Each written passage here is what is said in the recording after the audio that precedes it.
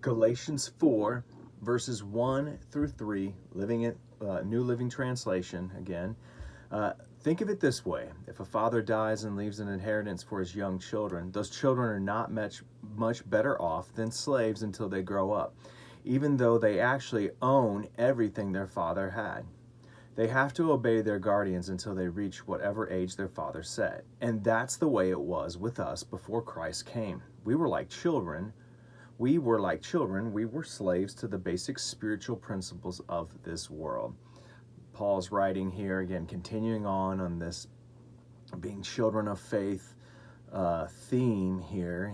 He's saying if a father dies, it leaves an inheritance. This is obviously how it worked in the Hebrew world, much like ours today.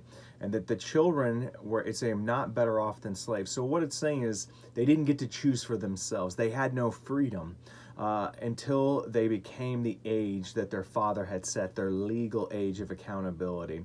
And they had to obey whichever guardian that they were put under until they reached the age that their father set. Even though they owned everything that their father had legally, they were under the charge of this guardian. And really, he's saying the law was the guardian for us. That's the way it was us before Christ came. That we were children, slaves to these principles, basic spiritual principles or powers of this world, which is, again, he is referring to the law here, and he's talking about these law principles here. So I think this is pretty straightforward passage here of what Paul's talking about. Not much to unpack, really.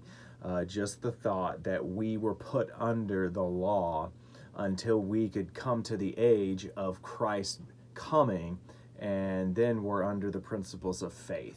We were under the principles of law until we then became under the principles of faith and grace. So hopefully that's helpful to you in some way. It gives you a little explanation there. Leave some comments, review, and subscribe. Have a great day.